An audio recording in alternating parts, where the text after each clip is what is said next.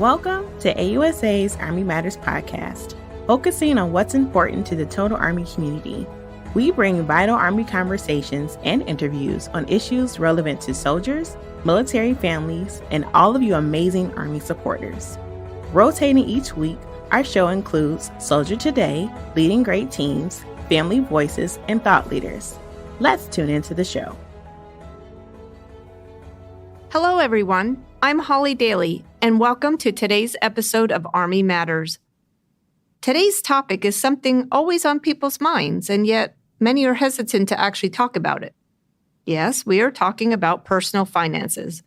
Whether you're a service member or spouse, a retiree, or even an adolescent, understanding your options and making sure you are financially fit is something that's both important, yet shouldn't be scary. Today's guest is someone that can help make all of this easier.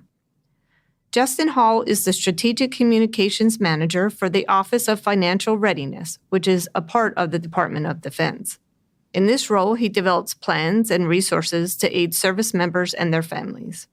He is here to talk about the programs he oversees, which addresses areas such as what to do if you're just starting out, or if you're looking to pay for college, or purchasing a home, and even planning for retirement.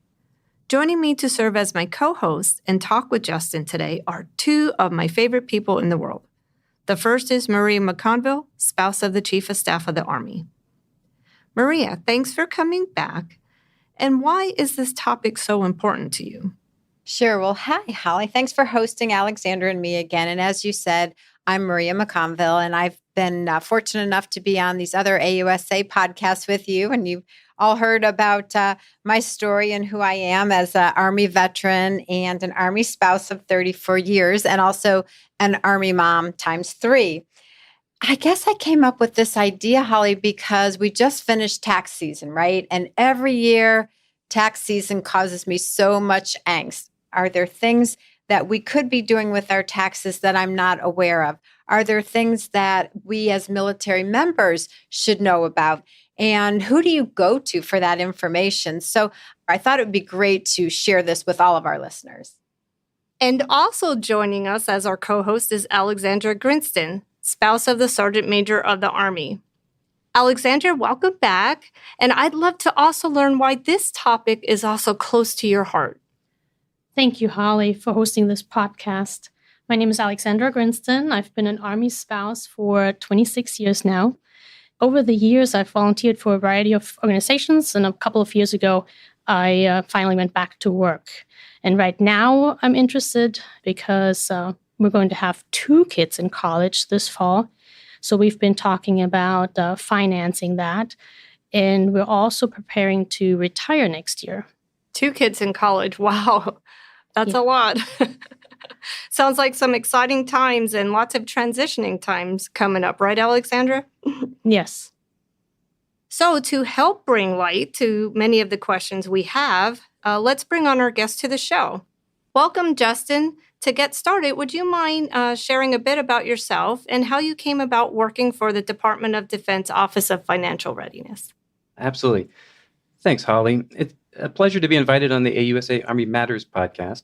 But before I get started, I do need to provide a disclaimer that my participation in this podcast does not imply an endorsement of the Association of the United States Army or any of its sponsors by the Department of Defense, and the views expressed are my own and do not necessarily reflect those of the department. So back to your question on my background and how I came to the Office of Financial Readiness. My wife and I are nearing 32 years of being married. Oh, congratulations. Thank you. She was active duty for a while, so I was military spouse myself for just shy of 6 years. So like most military families, we moved a lot. So we did 13 times in 20 years. So we were ready to settle down. On the professional side, I served on the active duty Air Force for 20 years, operated commissaries, worked in marketing, dining facilities, kind of the whole litany of morale, welfare, and recreation. As a 2-time squadron commander, kind of culminated my assignments at Headquarters Air Force and the Air Force Secretariat in MWR and Personnel Policy. And so I'll just go ahead and confess now, I am a proud money nerd. So I've always kind of been a numbers geek. And so in 2020, I left my position at OSD to pursue new interests and challenges. So I started a consulting business for financial coaching in 2021. And as I'm trying to get that business up and running, I saw this position come open. And I just thought, what a perfect combination. I understand OSD and the building, and I'm just very interested in personal finance. And what better way than serving our service members and their families? So I have to say I'm jealous of you being a money nerd because I'm probably a nerd, but definitely not a money nerd, but maybe I need to be a money nerd. I don't know. Most people aren't. Sounds like I'd be a lot farther ahead. Yeah, I totally agree with you, Maria. I think for every stage in our life, we have different financial needs. And I think as Army families, we have access to a couple of financial resources. Justin, could you tell us what services the Office of Financial Readiness provides? I sure can. It'd be my pleasure. So our office, we work closely with the services and other federal partners and private entities to provide programs, education, and advocacy to educate and support service members and their families on personal finance. We develop training and curriculum in support of the services, as well as expanded access to financial counselors. In my area, we manage 2 websites. Our first is our main website called the ThinRed website. We also have our MilSpouse Money Mission website. One key objective that we're trying to accomplish is helping to normalize conversations about money and finances, much like we're doing right now. We understand that the realm of personal finance can be daunting, but taking small incremental actions each week or each month can help you toward achieving your goals. We don't sponsor any products or have any affiliations. We are really just trying to educate so that our service members and their families can look at the pros and cons and make the right decisions that fit their plans. Oh, it sounds like there's a lot of great resources on the website. I think military spouses often are the financial managers of the family. What are the first steps to take if you are new to handling finances or if you're just starting out? Sure. Yeah, there's a couple of good ways to get started. And I would recommend starting with the goal setting section, not just financial goals, but also your family's goals. You know, what are your family's short, medium, and long-term goals, whether it's planning to have children, saving for kids' college, or saving for a wedding, or retirement plans, or vacations, whatever it is that, you know, is important for you and your family. I recommend writing down your goals and have periodic conversations with your spouse to review the goals and your progress toward achieving them. So my tip in this area for getting started is taking advantage of what I believe is an amazing benefit for our military, and is DoD's no-cost financial counselors. You are not alone. Whether you're really comfortable with your finances or you might be a little intimidated by all this, these financial counselors can assist. So we have over 700 counselors at installations worldwide and online counselor support through Military OneSource. And they all hold national certification. And most importantly, they are on your team. So what I'm hearing you say, Justin, is there's absolutely no excuse for me having all this angst every year at tax season. Gone are the days of the cumbersome worksheets that you have to sit down and fill out because everything's online and everything's an app, right? So I have no excuse anymore. I was sitting here trying to think if my parents had given me any advice when I left the home. So I was fortunate enough that my father did pay for me to go to college. I don't remember him giving me any advice other than, you know, open a bank account and order some checks because that's how we paid for things back then. And then with our own 3 children, I started thinking, what advice did I give to them when they were going out on their own? And I think the one big thing that I said to them was, don't ever buy anything you can't afford to pay at the end of the month, right? What advice can you give us parents as we're helping our children navigate the world of finances? This is a topic that's been on my mind a lot lately as my kids are transitioning out on their own right now. As I'm teaching my kids to understand that time is on their side. You know, when you're younger and you start earlier, then it's that power of compounding and the power of the long-term horizon that is important for them to understand. One of the tips that is encouraging them to put a portion of their short and mid-term savings money into Series I bonds. So unlike current savings rates of your regular checking accounts, these low-risk government bonds grow with inflation. For example, they are currently returning, as of May, 9.62%. as an annual percentage rate for the next 6 months. So that's one way to assist them with their savings, but also to help them understand just the impacts of inflation and some of the things that they can think about. Those are great tips, Justin. Now, you just talked about bonds and credit and debt. What are some of the best ways to manage any debt we might have? And what is the best way to start paying off that debt? Well, first, not all debt is the same. So I'll really focus my response on the higher interest consumer debt, such as balances on credit cards and consumer loans like payday loans, and not really focus on home mortgages, for example, because it's a different type of debt. And my number one suggestion is to visit an on-base counselor. A counselor can help evaluate your budget and debts and help you strategize ways to reduce your debt burden. Part of that is getting to know your cash flow and tracking and making sure that you have an understanding of where your money is coming in and going out. As you're looking at managing your debt, and this might sound counterintuitive, but you really want to also build in a safety net. And that's really getting that emergency fund established. So as you're trying to pay off debt, you don't want to be surprised with, another emergency that you're trying to cover, and it kind of throws your debt payment plan off. So if you have that emergency fund set aside, then you can really follow through with your debt payment plan. If you don't mind me sharing, I remember one of the things that we learned, my husband and I, that worked really well for us, especially during his time in the Army, is every time he got a cost of living raise or he got a promotion, we took that extra money and pretend we never received it and just put it in our savings account so that we could grow that emergency fund while we were moving forward with everything else. Absolutely. That is a really good strategy. And you can even do just portions of that. So, whether it's the whole amount that was that increase, or, you decide that it's half or whatever percentage, but it's a good way to be able to get a little bit more flexibility without having to do other adjustments or cutbacks in your current plan. One of the things I've done is set up notifications with my credit card companies. And so if there's a charge on my credit card over a certain amount, I get a text as well as an email so that I'll know if somebody's using my credit card that I didn't verify. At this age of my kids, nobody should be using my credit card. But it's funny because my husband always thinks I'm tracking him because I'll say, "Did you spend this much money at this?" And he'll say, "How do you know that?" Because I get the alerts from the credit card company. But it's not my way of checking up on him. There's several ways that you can do that, because if you have a tracking process, maybe a tracking program that you log into, I do have an electronic program, and so I can just log in every couple of weeks and I can check, the most recent transactions when I still remember them, or my spouse remembers them. A lot of us are still actively moving around, and PCS season is upon us.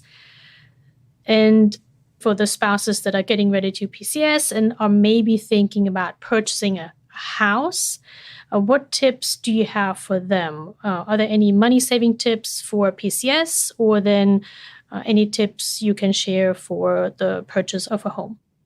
And our MilSpouse Money Mission website has a whole section on major purchases that walk through some strategies for when you're considering making major purchases.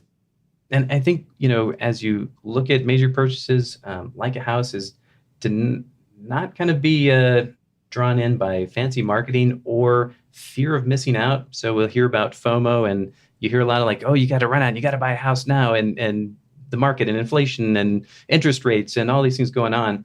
And so I think the real thing is, one is really to use your own logic and look at your own plan. What is the right timing that meets what you have planned for? And so you want to make sure that the decision fits your goals and your budget. I think also, as you look at your purchases that come to my mind, and really for almost any purchase, is that there's often additional costs to keep in consideration. And so when I think about when I buy my new cell phone, so I might buy, I don't know, $200-300 phone, but then I'm buying that screen protector that goes in front, and then I'm buying the case that goes on it. And so then that phone, just went up in price by, $40-50, whatever, those extra amenities cost. I think also, so you look at the larger purchases with cars, maintenance, gas repairs, insurance. And then when I look at owning a home, I always like to just remind somebody who's thinking about buying a home that it's more than just that mortgage payment. And so, or even just the utilities that you might be coming to. But there's also just the costs of maintenance and repair for a home. And just as a personal example, in the last 2 years, I've needed to replace my furnace and my air conditioner and remove a major tree and re-roof my house. So it's been a busy time at the whole household, but it's just one of those things, just make sure that you're thinking about all the costs that might go into home ownership. I think the other tip I'd have is just that things can change.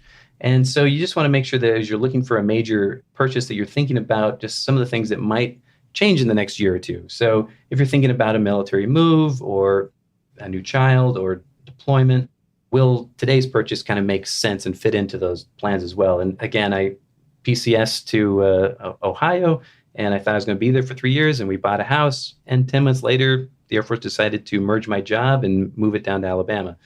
So, I'm looking like, well, what do I do? I just 10 months into my home, and it just didn't make sense to sell it. So I wound up renting in that situation. But it's just one of the things to just, trying to make sure that you've tried to think through some of the different possibilities as well. Please stay tuned. When we return, we'll be discussing more tips on financial fitness, and a special guest will join us to ask questions about retirement. Have you purchased your AUSA swag yet? Be proud to show your support for AUSA, which in turn shows your support for the U.S. Army and our soldiers. Check out all AUSA swag at shop.ausa.org. Welcome back to Army Matters and our discussion on financial fitness with Justin Hall. I am extremely happy to welcome another guest to our show, Cindy Risch. She is the spouse of Lieutenant General Stuart Risch, the Judge Advocate General for the Army. Thank you, Cindy, for joining us. And the reason I brought you on today is because you have a couple questions about retirement, right? Hi, Holly. Justin, can I ask you your thoughts on how does one prepare for retirement, especially during times in this high inflation? Absolutely. And one of my favorite sayings is that personal finance is personal.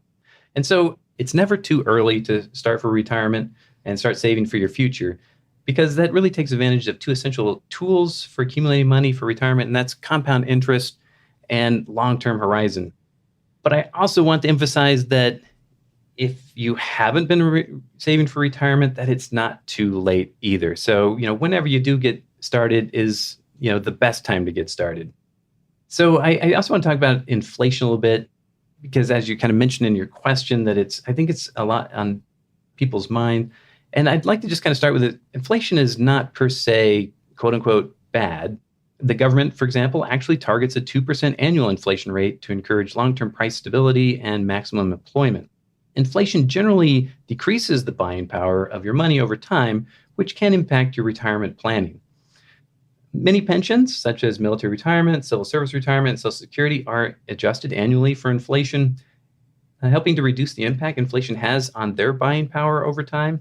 And again, I would recommend that as you're preparing and planning for retirement, to talk to an on-base financial counselor, really talk to you through the pros and cons of the options and help you evaluate them depending on your situation and your time horizon. Justin, after 31 years of marriage and our unique Army lifestyles of moving around, and right now I think we're about up to 17 moves, I've worked on and off throughout the years. And I'm wondering what tip that you could give to working spouse-specific issues in preparing for a retirement fund. Absolutely. I definitely understand the challenges that frequent moves have had on my spouse's employment and her retirement savings. So one thing that working spouses can look into is contributing to their IRA accounts, either traditional or Roth. Spouses can see if their employer offers a 401k, a 403b, or 457 account. These last two are often associated with state and municipal government positions, for example, teachers, firefighters, and some nonprofit organizations. So my wife is a teacher, so we've been exposed to these accounts. Many employers offer matching funds in these accounts. These can be an immediate 100% or 50% return, depending on the matching formula of your employer. And I would highly recommend looking into those matching funds and see how that fits into your retirement planning.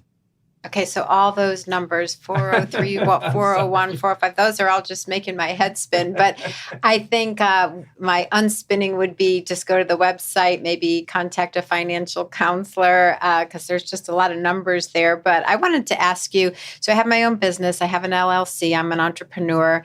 And I wish I had been smart from the very beginning and done some of these different numbered programs that you're talking about.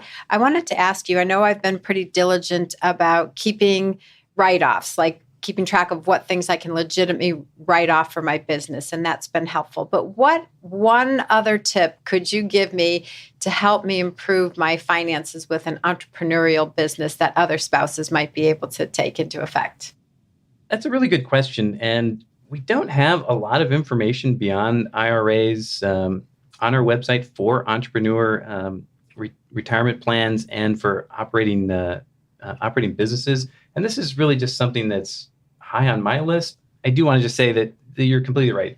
Me listing off all these numbers is a soup and has been confusing to me to actually just work through this and help my spouse with her different accounts. I think a key point so that I just would leave on those accounts is, in general, these accounts pretty much, work very similar to a 401k. So, which is your most common account. So from an entrepreneur's perspective, and I was really thinking about the retirement accounts for entrepreneurs. And so a couple of thoughts that came to mind was that if you're operating a business with multiple employees, so if you are paying employees, you can consider actually setting up your own kind of a traditional 401k plan or what's called a simplified employment pension plan.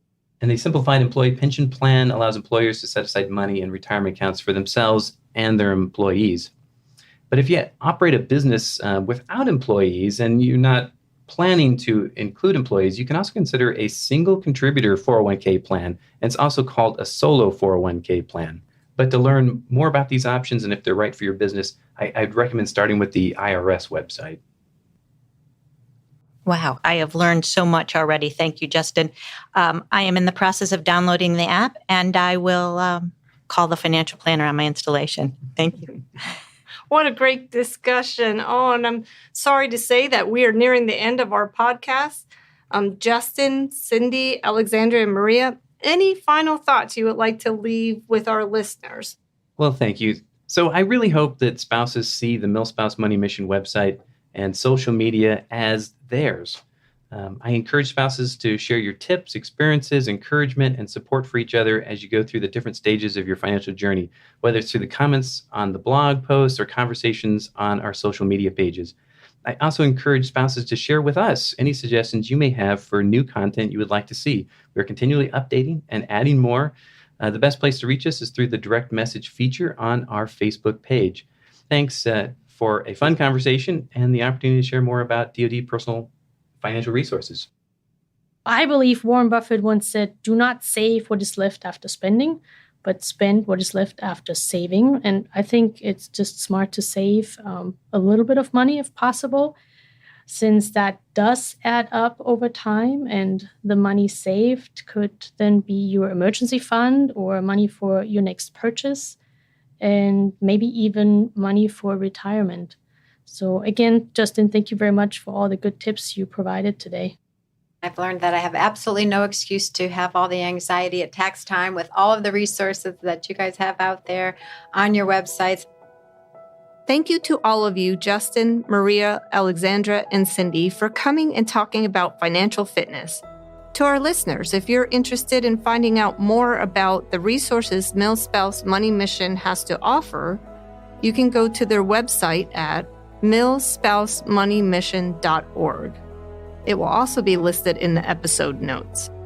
And thanks to you, our listeners, we're grateful to have you here on Army Matters. Remember, no matter where you are or what you are doing on your journey, let us here at AUSA Family Readiness Directorate be your eyes, ears, and voice. We are here for you.